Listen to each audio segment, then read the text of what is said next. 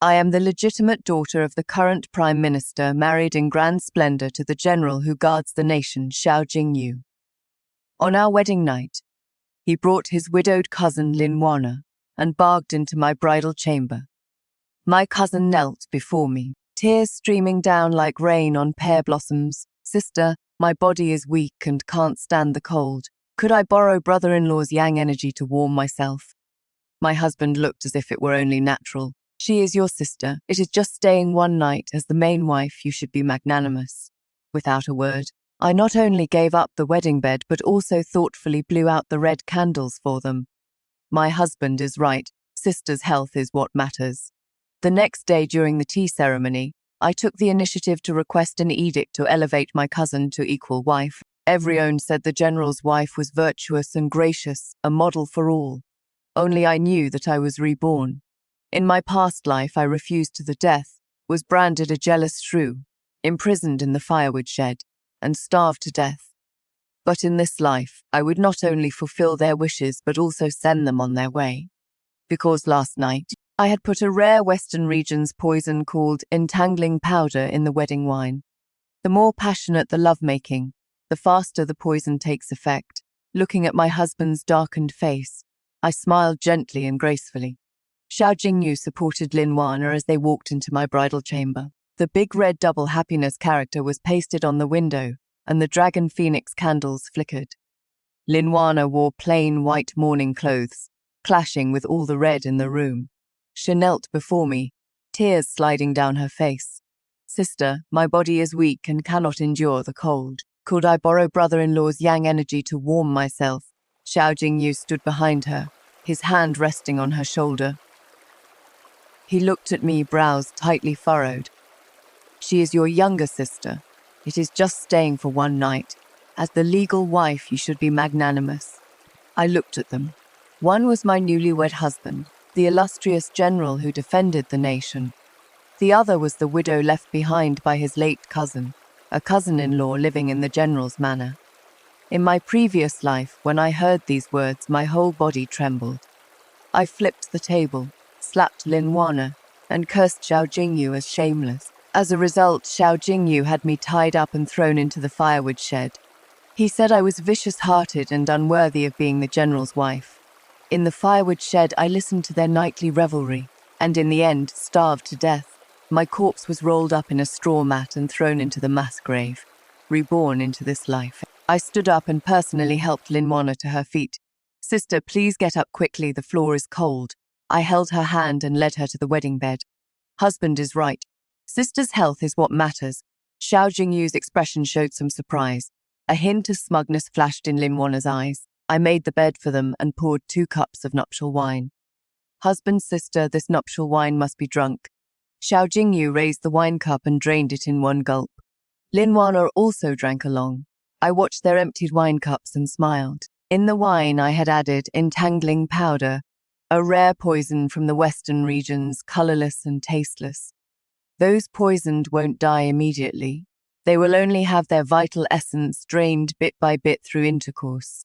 The more passionate the lovemaking, the faster the poison takes effect. The corpse ends up looking like dried tangerine peel. I walked to the candle stand, gently blew out the dragon and phoenix wedding candles.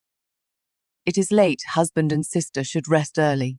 In the darkness I heard the sound of clothes falling to the ground, and Lin Wana's suppressed panting. I turned around and closed the door behind me.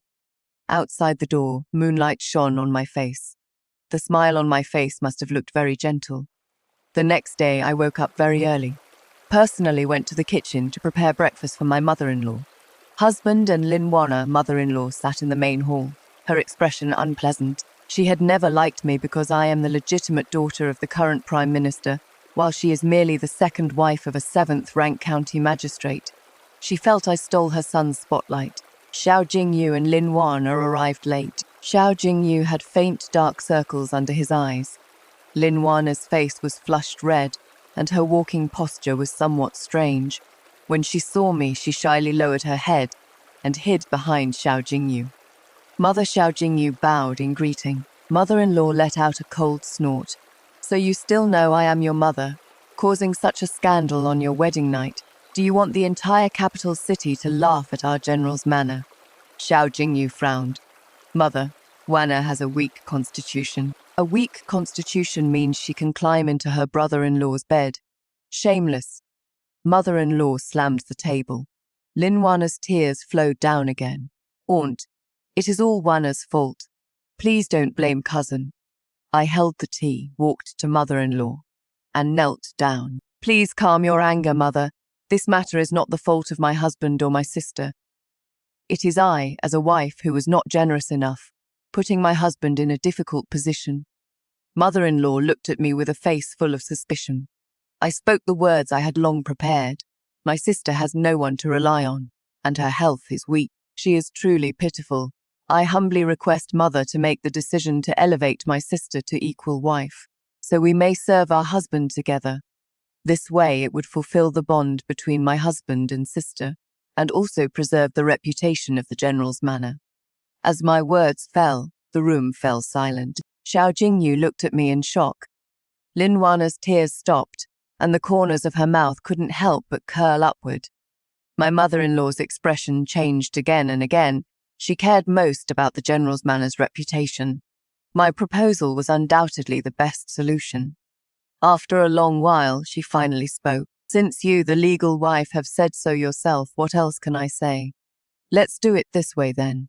She took my tea and took a sip. You are quite sensible. I lowered my head. Thank you, Mother, for granting this. After serving the tea, I stood up and looked at Xiao Jingyu. In the depths of his eyes, for the first time, there was an emotion I couldn't understand. Perhaps it was guilt. What a pity it was too late. I supported Lin Wana and personally served her tea. From now on, we're family, sister. Please take good care of our husband. Lin Wana held my hand, smiling sweetly. Rest assured, sister. Wana definitely will. I looked at her radiant face and smiled too. Yes, do take good care of him. Don't let my lingering scatter go to waste. The news of Lin Wana being elevated to equal wife quickly spread throughout the capital city. Everyone praised me as virtuous and gracious, a model for all women in the world. My father from the Prime Minister's manor sent someone with a letter scolding me for disgracing the Shen family. I burned the letter. Face, in my past life, I died so miserably for the sake of Face. In this life, I only want them dead. I began to wholeheartedly play the role of a virtuous wife. I gave the best courtyard in the mansion to Lin Wana. Every day I personally cooked, preparing various tonics for them. Fish maw, bird's nest, deer antler. Of course, in every tonic I added a little something. Not poison, just some herbs that could arouse desire and accelerate the onset of entangling powder. Xiao Jingyu and Lin Wana lived like lovebirds. When he returned from court, the first thing he did was go to Lin Wana's courtyard. The two stayed together from day until late night. The servants of the general's manor all gossiped behind their backs, saying the general and Lady Lin's love was stronger than gold. While I, the legitimate wife, seemed like an extra person. I didn't care at all. Every day I worshipped Buddha, copied scriptures, living like an invisible person, but Xiao Jingyu's gaze toward me grew more and more complicated. Occasionally he would come to my courtyard and sit for a while, not speaking, just watching me. This day he came again. I was copying scriptures. He stood behind me, watching for a long time. Qingye, he wanted to say something. I put down my brush and looked up at him. Husband, is something the matter? His lips moved, but in the end he said nothing. Nothing, he turned to leave. I stopped him. Husband, you don't look well. Have you been too tired lately? I handed him a bowl of ginseng soup. I made this especially for you, to nourish your body. Xiao Jingyu's health was indeed getting worse. His brow was darkened, his eye sockets sunken, and when practicing martial arts, he would even suddenly feel dizzy. He took the ginseng soup, his fingers brushing against my fingertips. His hands were cold. Thank you. He drank the ginseng soup. I watched his Adam's apple bob, a gentle smile on my face. You are too kind, husband. After he left, my personal maid Chinga came in. Miss, why are you so good to them? Chinga was my dowry maid, who died alongside me in my previous life. I looked at her and said softly, Chinga, the higher you lift them, the harder they fall. I want them to plunge into hell when they're at their happiest. Qing'e nodded, seeming to half understand. 1 month later, Xiao Jingyu suddenly fainted during the morning court session. Several groups of imperial physicians came, and all their diagnoses were the same. The general had overworked himself, depleting his vital energy. Countless tonics were prescribed, but none had any effect. Xiao Jingyu's body deteriorated at a visible rate. The matter became so serious that even the palace was alarmed. His Majesty the Emperor sent Imperial physician Zhang, the head of the medical bureau, to personally come and treat him. Imperial physician Zhang was a master healer in the palace, with completely white hair and beard, meticulous in his examination through observation, listening, inquiry, and pulse-taking. He took Xiao Jingyu's pulse for half an hour, his brows furrowed into a deep frown. I served tea on the side, my heart in my throat. Lingering powder was extremely well hidden. Ordinary doctors couldn't detect it at all. But Imperial physician Zhang was different. In my previous life, it was he who diagnosed the late emperor with a similar exotic poison from the western regions. My mother-in-law paced anxiously nearby. Imperial physician Zhang, how is Yue doing exactly? Imperial physician Zhang withdrew his hand and pondered for a moment. The general's pulse is weak and floating. With deficiency in both qi and blood, it is indeed a depletion condition, but he changed the subject. This depletion is too strange. It doesn't seem like ordinary exhaustion. Rather, it is as if something drained his vital essence. Lin Wanna's face turned pale in an instant. My mother-in-law's expression also changed, and she shot Lin Wanna a hostile glare. I lowered my eyes, hiding my smile. Imperial physician Zhang added, I've practiced medicine for many years and I've never heard of such a thing. Let me go back and look through ancient texts. Perhaps I can find some clues. He stood up to leave, and I stepped forward at the right moment. Take care, Imperial physician Zhang. I handed over a thick pouch. Thank you for your trouble. Imperial physician, this small token is just a modest gesture of gratitude. Imperial physician Zhang declined to accept it, but I insisted on pressing it into his hands, lowering my voice. Imperial physician, my husband is a pillar of the nation. I sincerely hope you will do your utmost. Whatever precious medicinal ingredients are needed, the general's manor can afford them. I kept my posture extremely humble, my words sincere. Imperial physician Zhang glanced at me, his eyes showing a hint of approval. Rest assured, madam.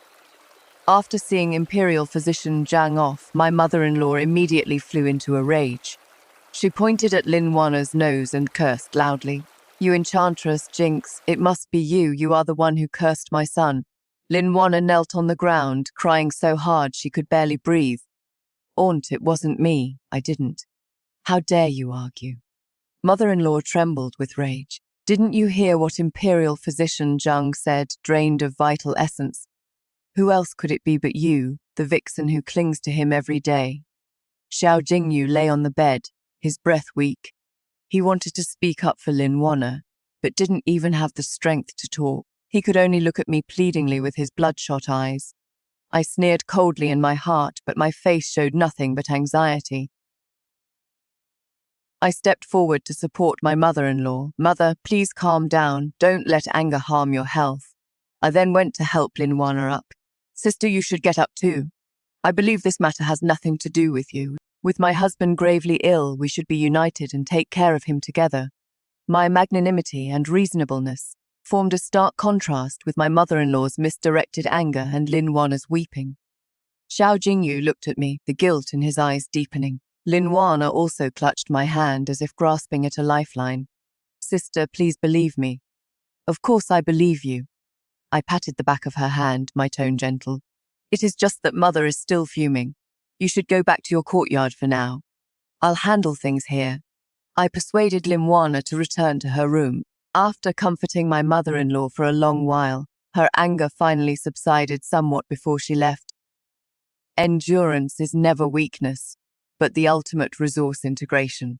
Do you all understand Shen Qingyu's risk control logic? During the low point when she was being suppressed from all sides, she stripped away all emotional drain and crafted her virtuous wife persona into a perfect absolute defensive barrier, Using a large sum to silence the Imperial physician wasn't showing weakness, but precise information isolation and moral binding. When the antagonist camp develops systemic cracks due to the depletion of core resources Xiao Jingyu's health, the protagonist, as a high-dimensional operator, doesn't need to personally enter the fray at all.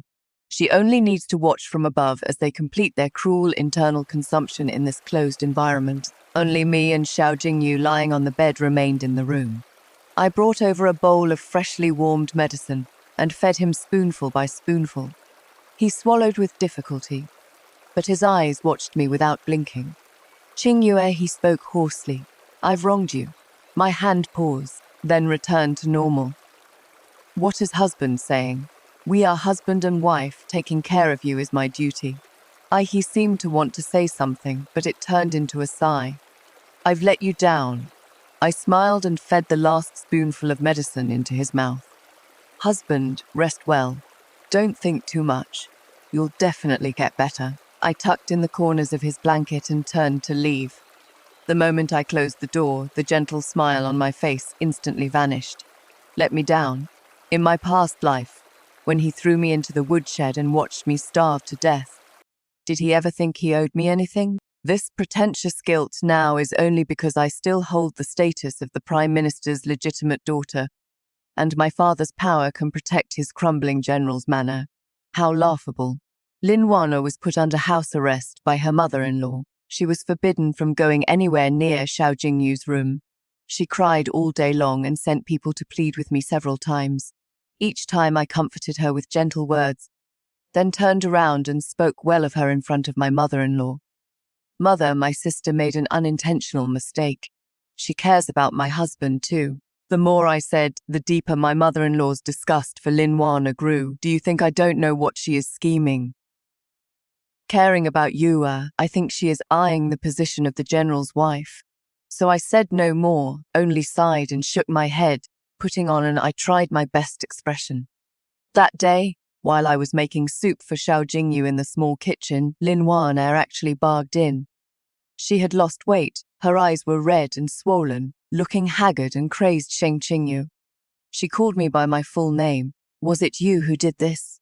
Did you drug my cousin?" I leisurely stirred the tonic in the clay pot with a ladle, not even lifting my head. "What nonsense are you talking about, sister? I don't understand what you mean. Stop pretending." She rushed forward, trying to knock over my soup pot. "You must be jealous. Jealous that cousin loves me. That is why you are trying to harm him." My maid Qing'er was quick to block her. Only then did I raise my head and look at her coldly.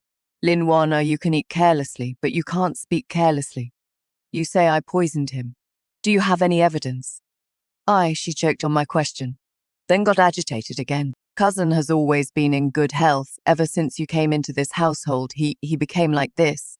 If it is not you, then who else could it be?" "Oh," I raised an eyebrow. "My husband rests in your room every day, inseparable from you like glue. Yet when his health fails, it becomes my fault. Isn't it you, dear sister, who has been so insatiable that you've drained my husband's vitality?" My words were like a knife, precisely stabbing at her most guilty spot. Her face instantly lost all color. You are talking nonsense. Whether I am talking nonsense or not, you know it in your heart." I picked up the stewed soup. "I still need to take care of my husband. I don't have time to argue with you here. If you really have evidence, feel free to report it to the authorities. Go tell mother and see whether they believe you, or me, the virtuous wife praised by everyone." With that, I ignored her and left directly. Behind me came her exasperated crying and shouting. The smile at the corner of my lips grew deeper and deeper. "Go crazy, make a scene." Lin Wana couldn't hold back after all, and ran off to complain to mother-in-law. She tearfully accused me of being jealous and harming Xiao Jingyu. The result was predictable. My mother-in-law already disliked her, and hearing this made her even more furious. "You vicious woman. You shamelessly harmed my son. And now you want to throw dirt on Qingyue." My mother-in-law immediately called the servants to drag Lin Wana back to her courtyard and put her under house arrest. Without my permission, she is not allowed to step out of her room. After this incident, everyone in the general's manor looked at Lin Wana with contempt. As for me, they became even more respectful. Everyone said that when marrying a wife, one should marry someone like Shen Qingyu, a virtuous, magnanimous, gentle, and proper. Hearing these praises, I felt nothing inside. What I wanted was never these empty titles. This day, several noble ladies from the capital who were close to me came to visit. One of them was Xu Yanren, the legitimate daughter of Duke Angwo's manor. She and I had known each other since childhood, and she had a straightforward personality. After dismissing the servant, she held my hand, her face full of indignation. "Qingyue, you are too soft. That shameless woman, and you still let her be an equal wife. If it were me, I would have hanged her with a white silk long ago." Another lady chimed in. "Exactly. The general is gravely ill now, and she still dares to slander you. She is absolutely heartless." I shook my head with a bitter smile. A harmonious family leads to prosperity. It is fine if I suffer some grievances. I only hope my husband can recover soon. Xu Yanren looked at me with concern. "You are just too kind. By the way, I heard that Imperial physician Zhang was also at a loss. My maternal family has a distant relative who is a famous miracle doctor in Jiangnan known as Sai Huatuo. I've already sent a letter inviting him to come to the capital city to examine the general." My heart tensed. Another miracle doctor. I was already on edge dealing with the last one. Imperial physician Zhang. If another one comes and actually discovers something. My hand unconsciously tightened around the teacup, but I had to put on an expression of pleasant surprise. "Really, Yanren? Thank you so much. No need to be so polite." Xu Yanren patted my hand. "I just hope that Miracle Doctor really has a solution." I lowered my head to drink tea. The scalding tea went down my throat, but it couldn't suppress the chill in my heart. Number, I absolutely cannot let this so-called Miracle Doctor see Xiao Jingyu. We plan allows for no accident. After seeing off Xu Yanren and the others, I immediately summoned Qing'e, "Go investigate that Miracle Doctor invited by the Duke of Angwo's residence. I want to know everything about him, including his travel route." "Yes, miss." Qing'e was always efficient in her work. 2 days later, she brought back the information. That miracle doctor's surname was Qin, with a single given name, Feng. He was indeed quite renowned throughout Jiangnan. He was aloof by nature and disliked the nobility. If it weren't for owing the Duke of Angwo's residence a favor, he would never have agreed to come out of seclusion. He would travel to the capital by waterway, expected to arrive at Tongzhou Wharf outside the capital city in 10 days. 10 days. There is enough time. I watched the falling leaves outside the window, a hint of coldness flashing in my eyes. Since I can't let him come, then I'll make sure he never comes at all. I picked up my brush, wrote a secret letter, and handed it to an inconspicuous procurement steward in the mansion. This person was someone my father had planted in the general's manor. In my past life, I never knew until I died. In this life, he has become my most useful pawn. Take this to the ghost market in the west of the city. Yes, the steward took the letter and quietly withdrew. After finishing all this, I went to Xiao Jingyu's room to tend to his illness as usual. He seemed to be in better spirits today, able to sit up. He looked at me, his expression complicated. "Jingyu, I heard about it, Limwana, she husband." "Don't worry." I interrupted him. Sister was just confused for a moment. "I've already spoken to Mother. She won't really make things difficult for her." I also told him about Xu Yanren inviting the divine physician. A glimmer of hope lit up in his eyes. "Really, that is wonderful. Yes," I smiled gently. "Husband, fortune favors the good. You'll definitely be fine." He looked at my smiling face, but seemed somewhat dazed. "Qingyue, you seem different." "Oh, how so?" "I can't say exactly." He shook his head. "I just feel like you are. Very distant from me." I sneered, inwardly distant. Between us lies a life loss, lies a sea of blood and deep hatred. It is far more than just distant. But I simply straightened his blanket corner and said softly, "Husband, you overthink when you are ill. Once you recover, we'll be just like before." He believed me and even turned around to comfort me. "You've worked hard. Once I am better, I'll definitely make it up to you."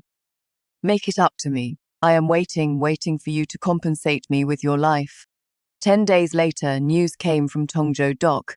A passenger ship from Jiangnan encountered river bandits late at night. All valuables on board were plundered, with heavy casualties. Among them was the renowned divine physician Qin. It is said he resisted fiercely and was stabbed over a dozen times by the bandits. His body sank into the river. When the news reached the capital city, the Duke of Anguo's household sighed with regret. Xu Yanren even came specifically to console me, telling me not to be too sad. I appeared grief-stricken but secretly breathed a sigh of relief. The flame of hope that had just ignited in Xiao Jingyu was completely extinguished. His condition took a sharp turn for the worse. He had wasted away beyond recognition. Lying in bed like a withered skeleton, he began talking nonsense, often waking from dreams in terror, calling out names I couldn't understand. Mother-in-law was so anxious that blisters formed on her lips, and she began directing her anger at the confined Lin Wanna again. She believed all of this was brought by Lin Wanna, that jinx. This day, a Taoist priest suddenly came to the door. He claimed to be a wandering traveler passing by the general's manor, saying he saw black qi swirling above the residence, meaning the household was destined for great disaster.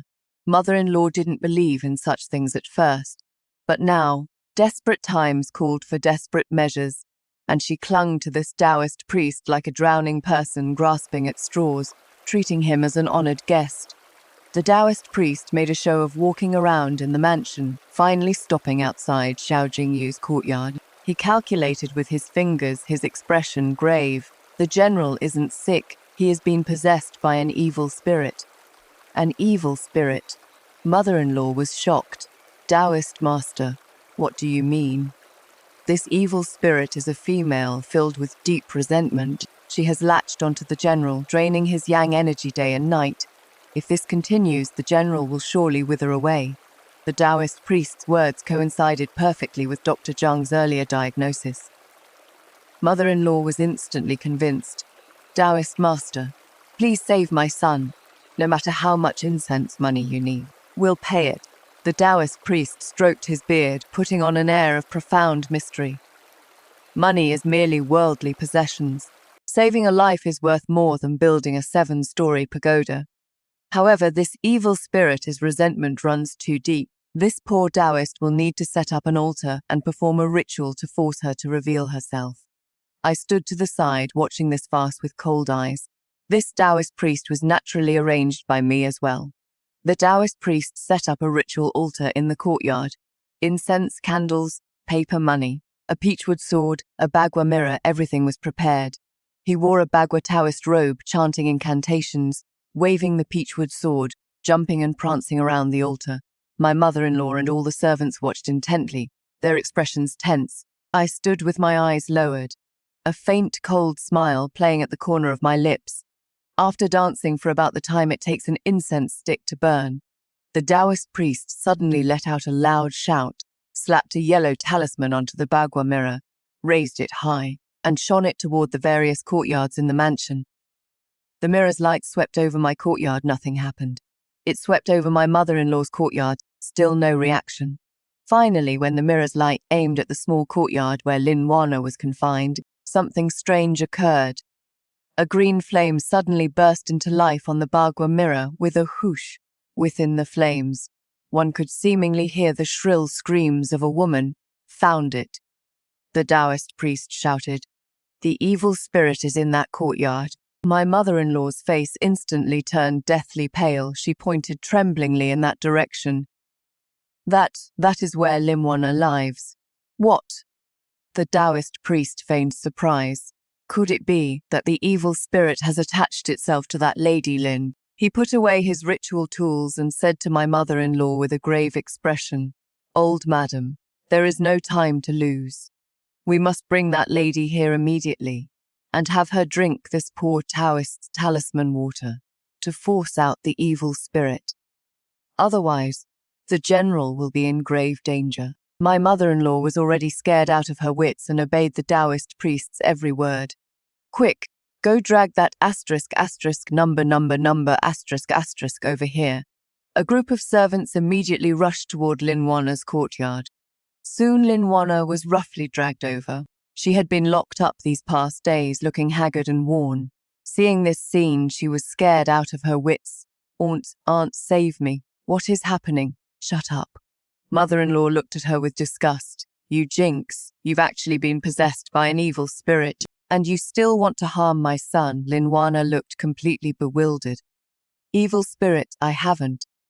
The Taoist priest walked over holding a bowl of black water with talismans drawn on it. Madam Lin, pardon the offence. For the general's sake, and for your own, please drink this talisman water. That bowl of water was pitch black with paper ash floating in it, giving off a strange smell. Linwana shook her head desperately. No, I won't drink it. I am not sick. You are all liars. She looked at me, her eyes filled with resentment and pleading. Shen Qingyu, this was all your scheme, wasn't it? Tell them. I am not possessed by an evil spirit, I sighed, looking troubled. Sister, the Taoist master is doing this for our husband's good. Just drink it. My persuasion completely cut off her last hope. Mother-in-law lost her patience. Why waste words with her, force it down her throat? Several strong servant women immediately stepped forward and held Linwana down firmly. One pried open her mouth while another lifted the bowl and poured all that pitch-black talisman water down her throat. Linwana struggled violently, choking until tears and snot streamed down her face. After the talisman water was poured down, she began to vomit violently. The Taoist priest explained with an air of importance from the side, "This is the evil spirit resisting. She'll be fine once it is all out." Linwana vomited until she was completely disoriented, finally collapsing on the ground with only enough strength left to gasp for breath. The Taoist priest stepped forward, waving his peachwood sword in the air above her head while muttering incantations. Then he pulled out a small cloth pouch from his robe, and when no one was paying attention, tossed it into the nearby fire basin. A plume of black smoke mixed with a foul, bloody stench instantly rose from the fire basin. Look. The Taoist priest pointed at the black smoke and shouted, "This poor Taoist has forced the evil spirit out." Upon hearing this, everyone knelt down and kowtowed repeatedly to the Taoist priest. "Thank you, Taoist master. The Taoist master is truly a living immortal." The mother-in-law was so moved that tears of joy streamed down her aged face, and she immediately ordered someone to bring a banknote of 1,000 taels as a reward. The Taoist priest declined a few times before accepting it with feigned reluctance. Before leaving, he specifically instructed, "Although the evil spirit has been expelled, this Madam Lin carries too much yin energy. She should not go near the general anymore. It would be best to send her to the family temple, where she can recite sutras daily to cleanse the bad luck from her body." This was exactly what the mother-in-law wanted. She immediately gave the order to have the already exhausted Linwana sent overnight to the general's manor family temple in the outskirts of the capital. From then on, with the ancient Buddha and dim lamp, she would spend the rest of her wretched life. A farce thus came to an end. I personally settled the final payment for the chief director of this play, that fake Taoist priest. Let's break down this brilliant scheme of killing with a borrowed knife. What was the fatal vulnerability in the Shao family's villain system? It was vanity and feudal authority. Shen Qingyu didn't choose to confront them head-on, but instead deployed an external hacker program, the fake Taoist priest, directly triggering the rejection response at the core of the mother-in-law's system.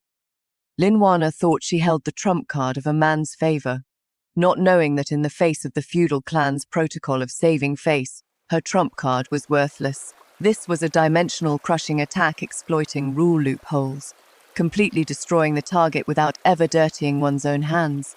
He was a conman I found from the ghost market, and his acting was quite good. With Linwana dealt with, I could finally send Xiao Jingyu on his way with peace of mind. His body had already reached its limit. The toxins of lingering scatter had invaded his vital organs. Even if those aphrodisiac drugs were stopped now, he wouldn't live much longer. The time he remained lucid grew less and less. That night, however, he suddenly seemed to have a final rally. His spirits much improved, he dismissed the servants, leaving only me in the room. He held my hand. That hand had already withered to nothing but skin and bones. Qingye. He looked at me, his eyes frighteningly bright. "I have something I want to say to you." The glow of the oil lamp cast his face in an ambiguous dimness. Whene'er was she sent to the family temple, he asked. It was Mother's decision, I replied calmly. He fell silent for a moment, pain flashing in his eyes. I know I've wronged both of you, Qingyue. Actually, I should have died long ago. My heart stirred, but I said nothing. He took a labored breath and continued. 3 years ago, in that battle at the northern frontier, I was ambushed and should have died on the battlefield. It was Wana's husband, my cousin, who took the fatal arrow for me. Before he died, he entrusted Wana to me, making me promise to take good care of her. So that is how it was. In my previous life, I never knew about any of this until the day I died. So his protection of Lin Wana wasn't just romantic feelings, but also mixed with guilt and responsibility. I owed him, and I owed Wana too, so on our wedding night, I lost my head. He looked at me, his eyes full of regret. But I never expected things would turn out like this. Qingyue, I've wronged you, and I've ruined her too. These past few days I've been thinking, perhaps this is retribution for breaking my promise to my brother, for failing you. Heaven is punishing me. He spoke with such sincerity, as if he truly was a repentant man who had seen the error of his ways. If I was still the naive Shen Qingyue from my previous life, perhaps I really would have been moved by him. But now I only felt disgusted. Did he think one phrase of "lost my head" could erase all the pain he caused me? Do you think a single word retribution can excuse your incompetence and selfishness? I withdrew my hand and poured him a cup of warm water. Husband, let the past stay in the past. What matters most now is for you to recover. My calmness caught him off guard. He gazed at me deeply as if trying to read something from my face. Qingyue, don't you hate me? I smiled, and that smile must have looked very gentle, very virtuous. We're husband and wife, how could I hate you?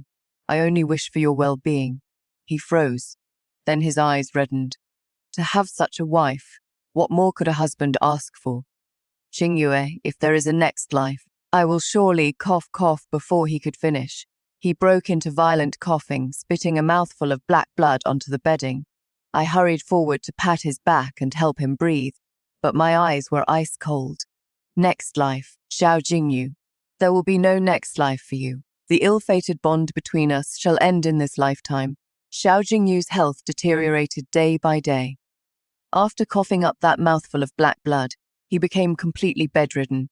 Even speaking became difficult. Imperial physician Zhang came to examine him, shaking his head, saying medicine could do nothing, and told in the mansion to prepare for the funeral. Mother-in-law fainted from crying several times. The entire general's manor was shrouded in gloom. Only I remained calm, continuing to manage the household affairs, and tending to Xiao Jingyu's daily needs. Everyone said the general's wife was deeply devoted and loyal, truly a good wife, hard to find even with a lantern. Father also sent people to check on me a few times, and his words showed he was quite pleased with me. Qingyue, you've done very well. Father always knew you were a good child who considers the bigger picture. It seems the Xiao family's only heir won't make it. Don't worry, once he is gone, Father will find a way to have a child with the Shen surname, inherit this estate. And this title. I knelt on the ground, listening to Father's schemes, feeling not a shred of gratitude. Consider the bigger picture. In my past life, for the Shen family's reputation for the so-called bigger picture, I swallowed my grievances and endured in silence. What did I get in the end? Imprisoned in a woodshed, starved to death. And my father, my esteemed Prime Minister, did he ever speak a single word for me? He only thought this daughter of his had disgraced him. In this life, I am no longer a tool for the Shen family to bring glory to their name. I am Shen Qingyue, and I live only for myself. Daughter understands. Everything is as father decides. I answered obediently. Father left, satisfied. I stood up and looked at my calm face in the mirror. Xiao Jingyu was dying soon, and the general's manor would fall soon too. But all of this wasn't enough. What I wanted was for everyone who had ever hurt me, who had ever ignored me, to pay the price. Including my father, high and mighty above. Half a month later, on a stormy night, Xiao Jingyu drew his last breath. When he died, his eyes were wide open, as if he had seen something extremely terrifying. That face, shriveled and sallow, really looked like a piece of dried orange peel. My mother-in-law threw herself on him, crying her heart out. I also shed grieving tears. General's manor hung up white banners, dressed in plain white mourning clothes. I arranged his funeral as his widow. Once the mourning hall was set up, officials from all over the capital came to pay their respects. Everyone praised me for staying calm under pressure, organizing the funeral in perfect order, truly a model among women. Among these people I saw someone unexpected, the Marquis of Zhenbei, Murongche. He was Xiao Jingyu's mortal enemy on the battlefield. The two had always avoided each other like rival kings. He actually came today. Murongche was dressed in black, standing tall and straight, with cold and stern features. He didn't look at anyone, walked straight to Xiao Jingyu's memorial altar, and lit a stick of incense. Then he turned around and looked at me. His gaze was as sharp as an eagle's, as if it could see through one's heart. "Madam Shen, my condolences."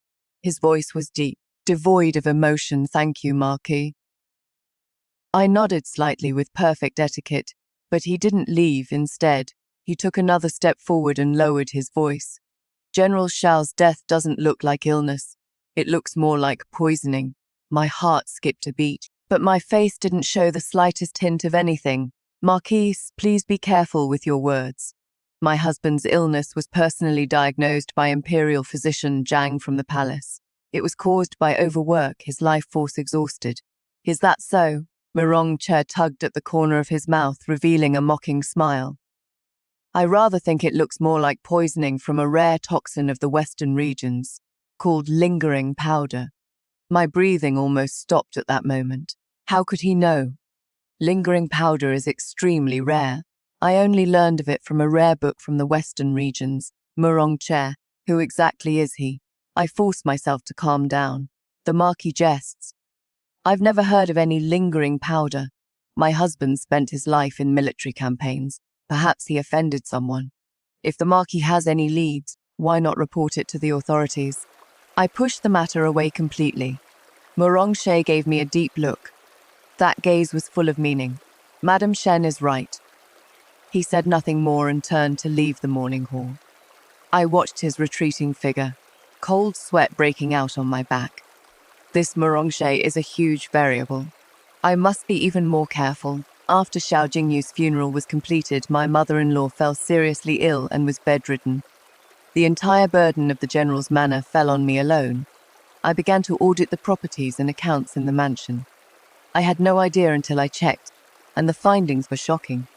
Over these years, Xiao Jingyu, relying on his military achievements, had secretly done quite a few corrupt and illegal things. Seizing military farmland, embezzling military pay, secretly opening mines. Any one of these charges would be enough to have his entire clan executed. The related evidence, account books, and land deeds were all hidden by him in a secret chamber. And the key to this secret chamber in my previous life, I accidentally saw where he hid it, in a hidden compartment inside an inkstone. I obtained everything with ease, looking at this evidence, enough to bring down the general's manor. I smiled. "Xiao Jingyu, did you think that by dying, everything would be over? What you owe me has only just begun to be repaid. I didn't hand over these things immediately. The timing wasn't right. I hid them safely away, and then I went to the family temple. Limwana had been locked up here for almost 2 months now. When I saw her again, I could barely recognize her. She wore a dusty grey nun's robe. Her hair was dry and yellow, and she was so thin she barely looked human. Seeing me, a flame of venomous hatred instantly ignited in her murky eyes. "Shen Qingye, you number, asterisk. What are you doing here?" she shrieked, trying to lunge at me, but was stopped by the old servant guarding her. I gestured for the servant to step back. I walked up to her and looked down at her from above. "Little sister, hope you've been well. I came to see you because I wanted to tell you some good news." I leaned close to her ear and said softly, in a voice only the two of us could hear, "Xiao Jingyu, he is dead."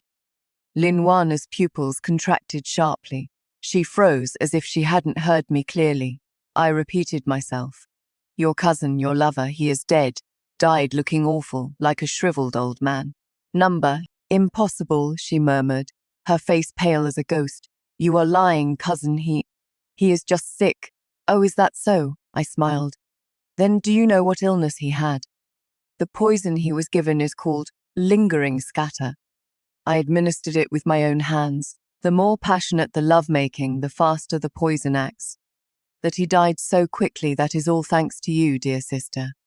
Every word of mine was like a poison-dipped blade stabbing ruthlessly into Linwana's heart. Her body began to tremble, her eyes filled with fear and despair. It was you, it really was you. You vicious woman, devil, thanks for the compliment. I straightened up and adjusted my sleeves. I came today just to let you die with full understanding. Enjoy your remaining days well, here beside these green lanterns and ancient Buddha, and repent properly for yourself and your lover. I turned and left. Behind me came Linwana's heart-wrenching wails and curses. That sound was truly pleasant to hear. After returning from the family temple, I feigned illness and shut myself in. I needed time to arrange my next plan. Murongche's appearance made me realize I had to speed things up. I sorted and organized all that evidence by category. Then I wrote an anonymous letter. The letter was written to the censorate, specifically to Censor Wang, who was in charge of investigating officials. Censor Wang was known throughout the court as an iron-faced judge, upright and incorruptible, who despised corrupt officials the most. He was also my father's political enemy. Handing the evidence to him would accomplish two things. First, bring down the general's manor, and second, cause trouble for my father. Killing two birds with one stone. After finishing all this, I began to wait peacefully, waiting for an impending storm that would sweep through the entire capital city. 3 days later, at the morning court session, Censor Wang presented his memorial before the court, impeaching the late Grand General Xiao Jingyu for forming cliques for personal gain and corruption, and submitted a thick stack of evidence. The entire court was in an uproar. His Majesty the Emperor was furious and immediately ordered a thorough investigation. The Imperial edict for property confiscation arrived at the general's manor that very afternoon. The Imperial guards stormed into the mansion and seized all assets. When my mother-in-law heard the news, she couldn't catch her breath and passed away on the spot. As Xiao Jingyu's widow, I was temporarily placed under house arrest in the mansion, awaiting interrogation. Qing'e was so frightened her face turned pale. Miss, will we be all right? I patted her hand reassuringly. Don't worry, we'll be fine. I had anticipated this step long ago. My father, the current Prime Minister Shen Kongan, would never allow me, his only legitimate daughter, to be implicated. Sure enough. The next day, my father entered the palace to plead with His Majesty the Emperor for leniency. He claimed that ever since I married into the general's manor, I had lived in seclusion and knew nothing of Xiao Jingyu's actions. Moreover, I had put righteousness above family ties, voluntarily elevating Linwana to the status of equal wife, earning a virtuous reputation. Most importantly, I had voluntarily exposed Xiao Jingyu's crimes. Yes, I made father believe that the anonymous letter was sent out through his people on my behalf. This way, I was not only innocent but had rendered meritorious service. His Majesty the Emperor ultimately issued a decree acknowledging my profound sense of righteousness, pardoning me of all charges, and allowing me to divorce the Xiao family, regain my freedom, and return to the Prime Minister's manor, the entire General's manor household. All men were beheaded, all women exiled. The Grand General's manor vanished into thin air overnight. On the day I left, I looked back at that gold-embossed plaque reading, Manor of the Nation Defending General. The grievances of my past life, the hatred of this life, seemed to have all burned away with that fire.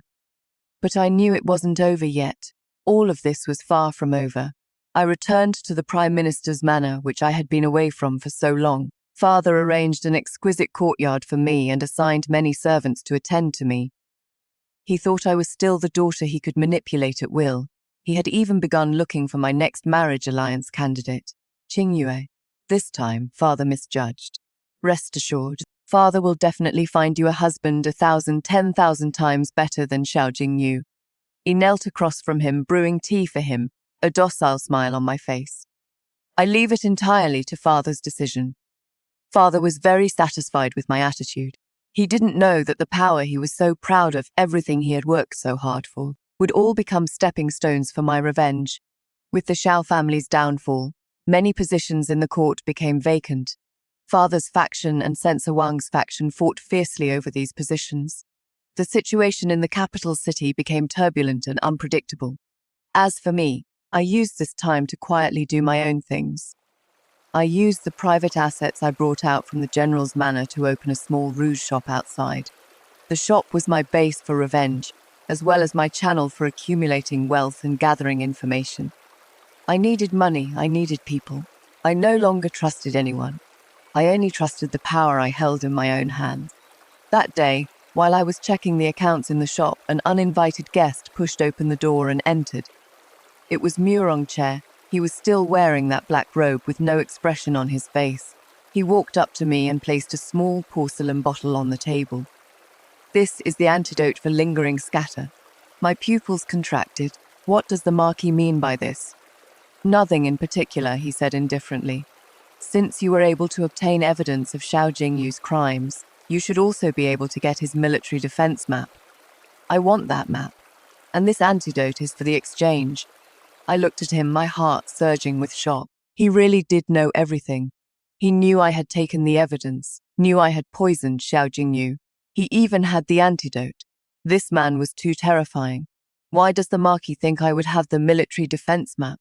I asked probingly. Because you are not a woman content with just being a widow. His gaze was sharp as a blade. Bringing down the Shao family alone can't satisfy your ambition. Am I right, Shen Qingye? I fell silent. In front of Murongche, all my disguises seemed to have nowhere to hide. Why should I trust you? I asked. You don't have to. He turned to leave. But next time, you'd better be more skillful. That fake Taoist priest at the ghost market and those river bandits at Tongzhou Dock, you didn't clean up your loose ends. My heart sank to rock bottom. He had even found out about that. Stop. I called out to him. I can give you the military defense map, but you must agree to one condition. He turned around and raised an eyebrow. Speak. I want you to help me bring down someone. Who? I looked at him and said, word by word, the current Prime Minister, Shen Kongan. For the first time, a look of surprise appeared on Murongche's face. He probably didn't expect that my target would be my own biological father. He studied me for a long while before slowly speaking. Even a tiger won't eat its cubs. Shen Qingye, you are even more ruthless than I imagined. You flatter me. I said expressionlessly. The Marquis only needs to answer. This deal, yes or no. Murongche fell silent. I knew he was weighing the pros and cons. Bringing down a prime minister was no small matter. This is enough to shape the foundation of the nation. But equally, if successful, he and the Marquis Jembe's residents behind him would gain unimaginable political benefits. After a long while, he finally spoke. Deal, but I need to know your plan. I smiled. The Marquis will know. I told him the hiding place of the military defense map. He also left the antidote for me. I looked at that small porcelain bottle, feeling somewhat conflicted. I never thought that the poison I administered would actually have an antidote. However, this no longer matters. Xiao Jingyu is already dead. This antidote, for me, has only one use: to prove Murongche is sincerity. My alliance with Murongche was thus formed. We are the same kind of people. To achieve our goals, we would stop at nothing. The relationship between us is not friends, not enemies, but the most dangerous kind, collaborators. In the days that followed, I began secretly collecting evidence of my father's crimes. This was much harder than collecting evidence against Xiao Jingyu. Shen Kongan is cunning and leaves no loose ends in his dealings. I could only start with the people around him. I used the rouge shop as a cover and befriended many officials' wives and daughters. From their mouths, I pieced together a lot of useful information. I also bribed one of my father's concubines. That concubine of humble origins had always been suppressed by the main wife, and her heart was long filled with resentment. I gave her the wealth and glory she wanted, and she became the most important spy I planted by my father's side. Everything was proceeding in an orderly manner, all according to my plan. Until one day an unexpected person found my rouge shop. It was Xu Yanren, She looked haggard, her eyes red, as if she had been crying. Qingye. The moment she saw me, tears fell. I have nowhere else to turn. Can you please help me? I brought Xu Yanren to the inner room of the shop. After some questioning, I finally learned the whole story. Something had happened to the Duke of Anguo's residence. Xu Yanren's father, the Duke of Anguo, was found to have been involved with the deposed crown prince, plotting rebellion. Now, the Duke of Anguo's residence had been raided, the men imprisoned, and the women placed under house arrest. Xu Yanren was spared only because she was already married off, but her husband's family, in order to distance themselves from the Duke of Anguo's residence, actually wanted to divorce her. How could they do this? Xu Yanren cried until she could barely speak. I bore children for their family, managed the household, and now that something happens, I handed her a handkerchief, but my heart was filled with understanding. This is how the world works, fickle and cold. Yanren, don't cry first. This matter, who exposed it? It was your father, Prime Minister Shen. My heart sank. It really was him. Shen Kongan and Duke Anguo. One was a royalist, the other was a asterisk. Asterisk number asterisk asterisk. They had always been sworn enemies this time. Shen Kongan won. Xu Yanren looked up at me, a hint of pleading in her eyes. Qingyue, I know you are deeply favored by the Prime Minister now. Could you plead on our behalf? Save my father. Save the Duke Anguo's household. I looked at her naive face, not knowing what to say. Plead for mercy. Treason was a capital crime punishable by the execution of 9 generations of kin. Whoever pleaded for mercy would be considered an accomplice. My father had finally brought down his political rival. How could he possibly show mercy? But I couldn't tell her so directly. I could only say tactfully, Yanren, this matter is too serious, I am afraid. I know it is difficult. She interrupted me. But you are the only one who can help me now. Qingye, we've been close since childhood. You can't just stand by and watch us die. She gripped my hand with surprising strength. I looked at her, thinking of my past life. In my past life, when I was imprisoned in the woodshed, I had also sent Qingye to ask her for help, but she had refused, using the excuse that her husband's family was strict, and it wasn't convenient for her to go out. So-called bosom friends, so-called sisterly bonds in the face of self-interest. They crumbled at the slightest touch. I sneered inwardly, but showed a troubled expression on my face. Yanren, don't panic just yet. Let me think of something. I temporarily settled her in the shop. Turning around, I went to find Mirongche. I told him about Duke Anguo's situation. This is an opportunity, I said.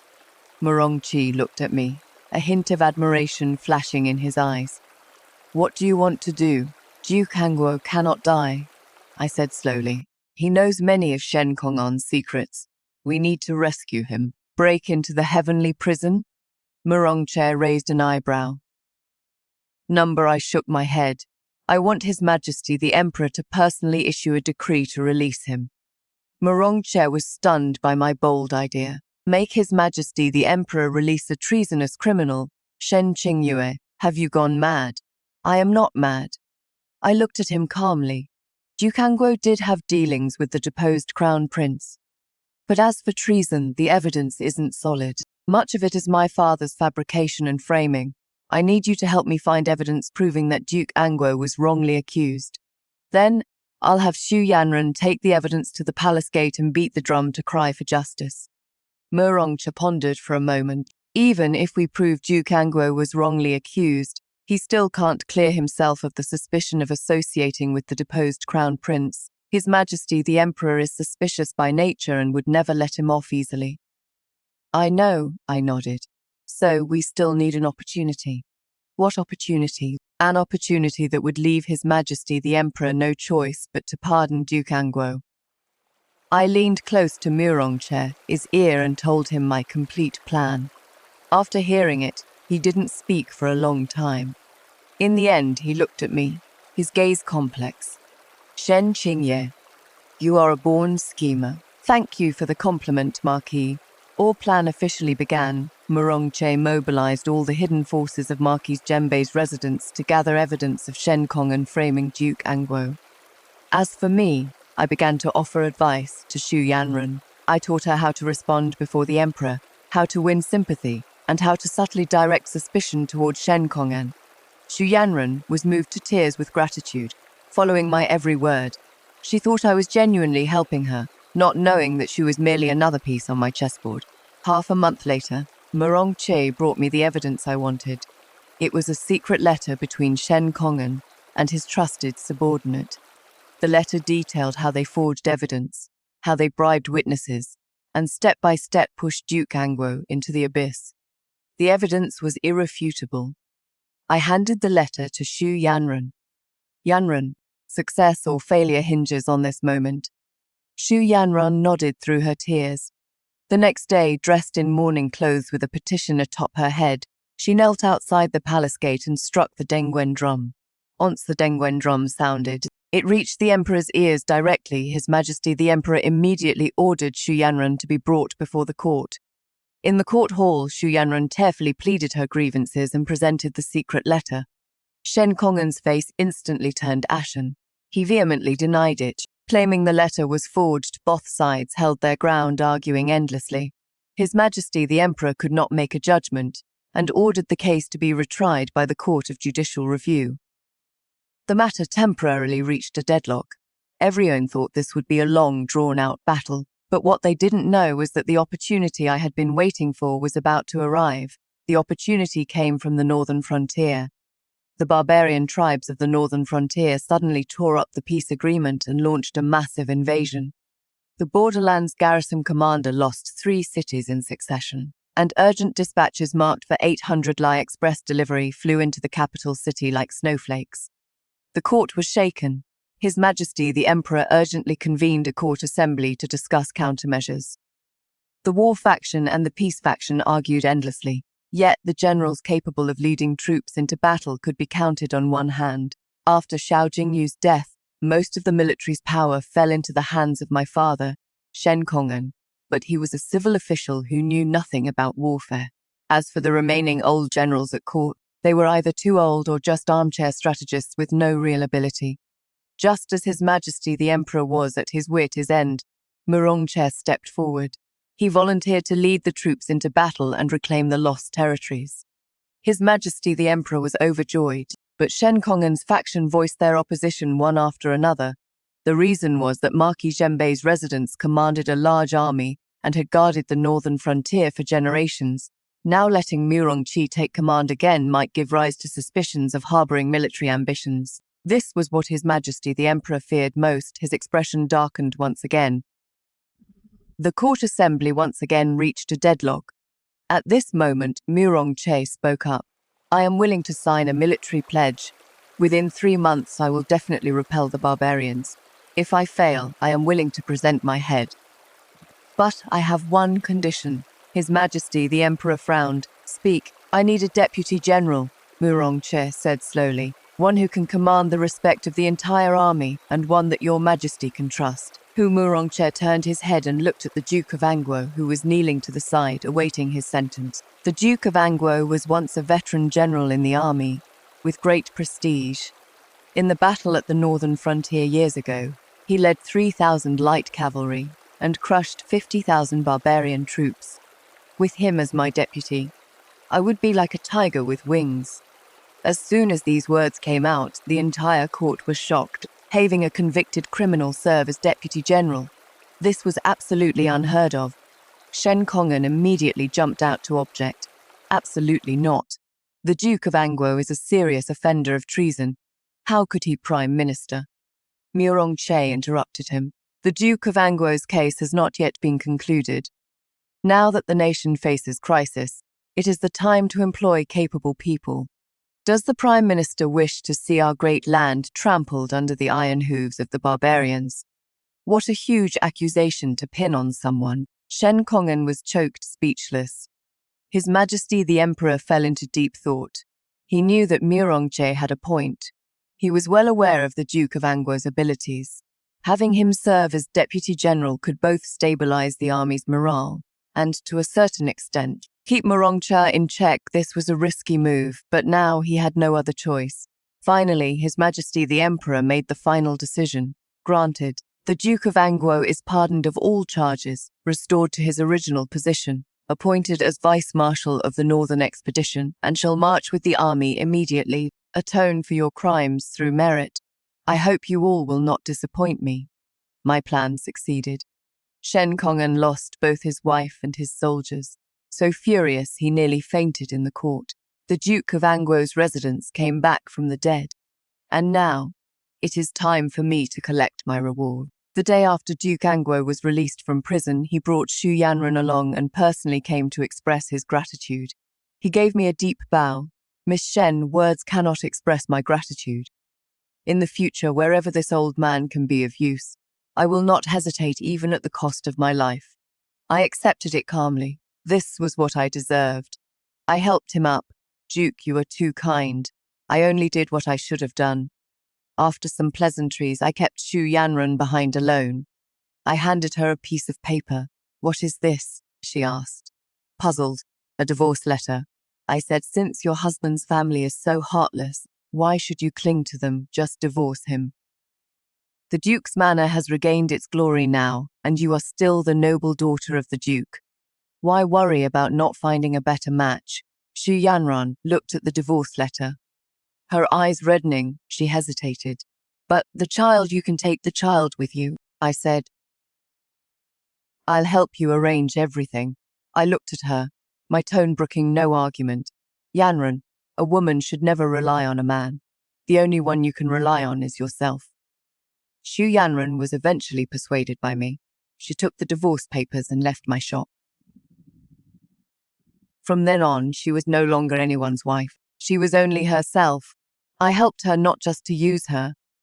I also wanted to give her a different life, a life that I, in my previous life, longed for but could never have. After seeing Xu Yanran off, I took out another list. This list was a thank you gift from Duke Anguo. On it, densely recorded, were the names of officials who had defected to Shen Kongan over the years and colluded with him, along with evidence of their crimes. With this list, it was like having Shen Kongan by the throat. I made a copy of the list and handed it to Murong Che. Marquis, with your campaign approaching, consider this gift my send-off for you. Murong Che took the list, a barely noticeable glint of admiration flashing in his eyes. Aren't you afraid I'll use this list to take you down along with them? The Marquis wouldn't. I smiled, because we are allies, besides. Bringing down Shen Kongan benefits the Marquis far more. Murong Che also smiled. Shen Qingye, you are a clever woman. Let's hope you don't outsmart yourself. He put away the list and turned to leave. Watching his retreating figure, the smile on my lips slowly faded. Murong Che, aren't you the same? We're both dancing on the edge of a blade. Let's see who can laugh last. Murong Che led his troops to war. The capital city temporarily returned to peace. But beneath this calm, there were even more turbulent undercurrents. Shen Kongan's prestige in the court plummeted because of the Duke of Anguo's incident. On top of that, before Murong Che left, he gave him a few measured warnings, causing him to lose several trusted generals.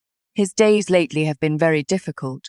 He began to suspect that someone was behind all of this. The first person he suspected was me. He started sending people to monitor my every move.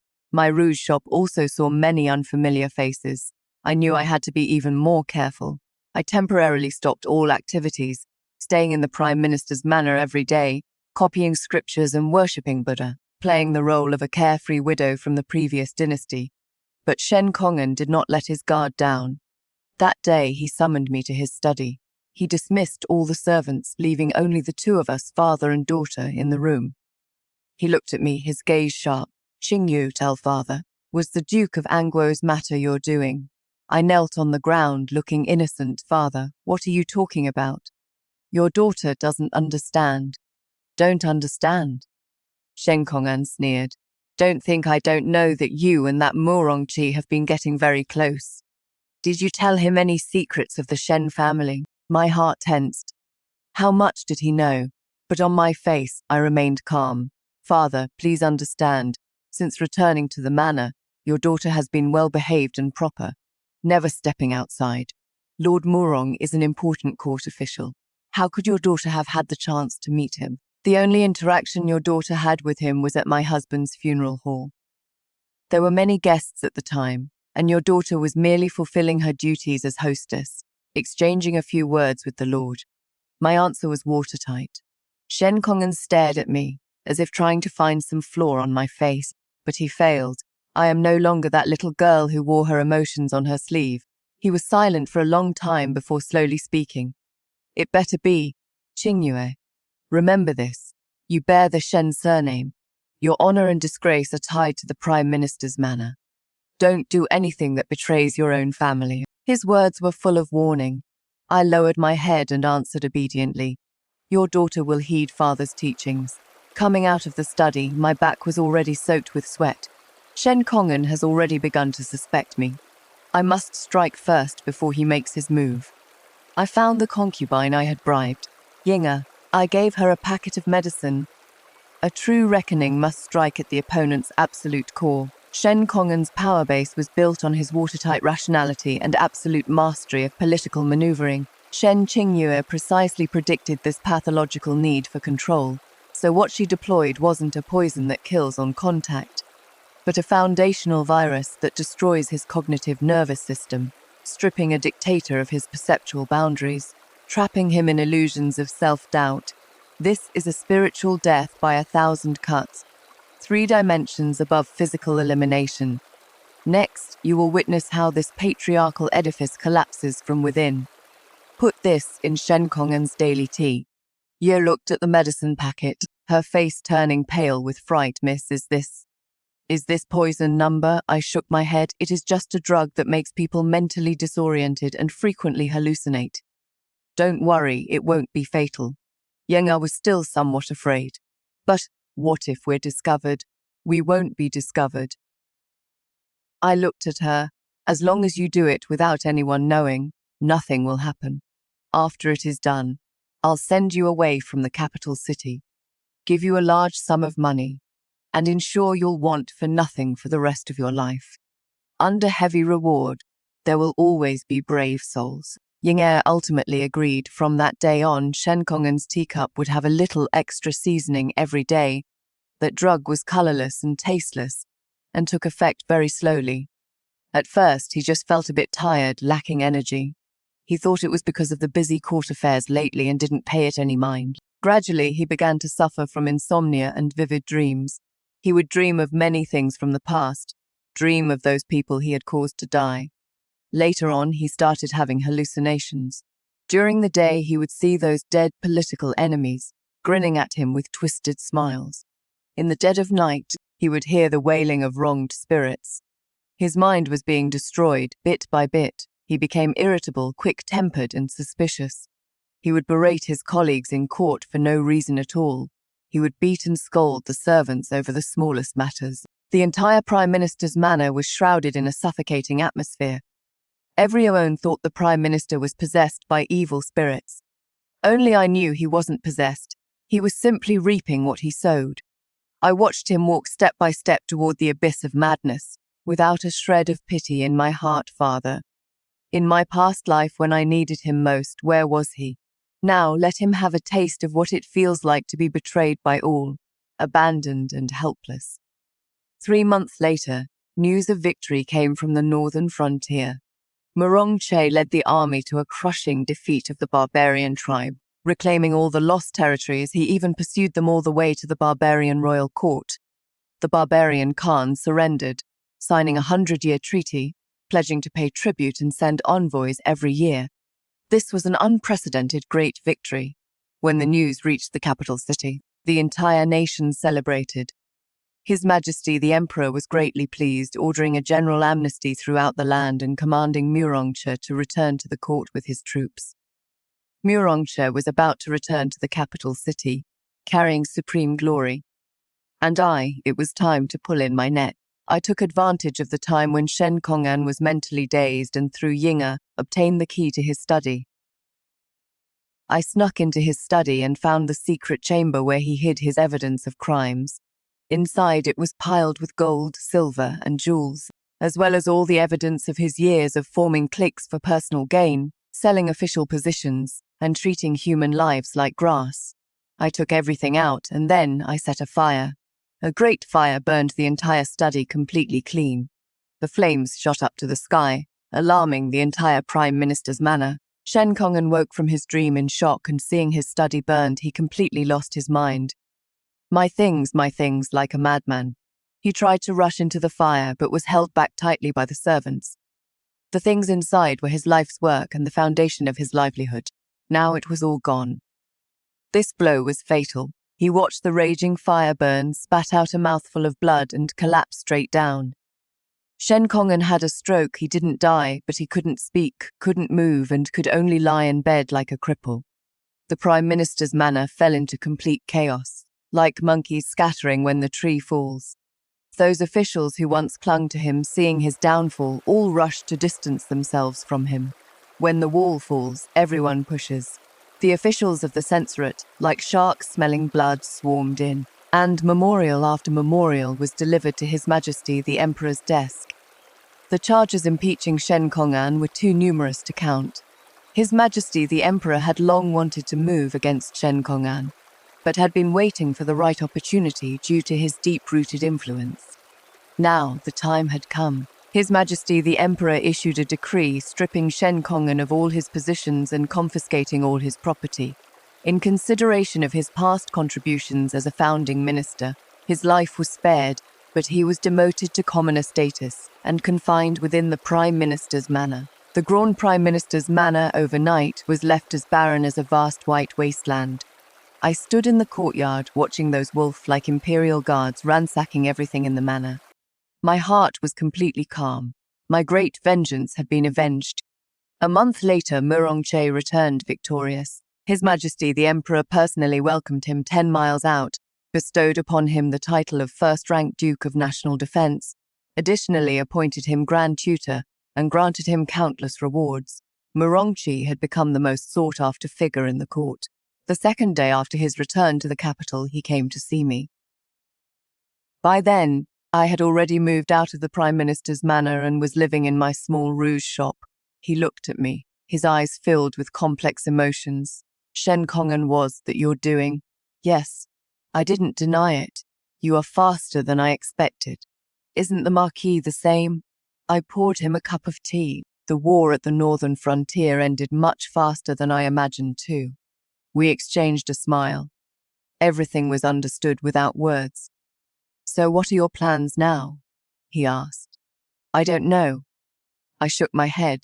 My revenge is complete, but the road ahead is uncertain. I haven't figured it out yet. I was telling the truth. In this second life, all my motivation came from revenge. Now my enemies have fallen one after another. I suddenly felt a sense of emptiness. Then, marry me, he suddenly spoke. My hand holding the teacup paused. I looked up at him, thinking I had misheard. What did you say? I said, marry me. Murongche looked at me, his gaze more serious than ever. Shen Qingyue, a woman like you shouldn't be buried among the common folk.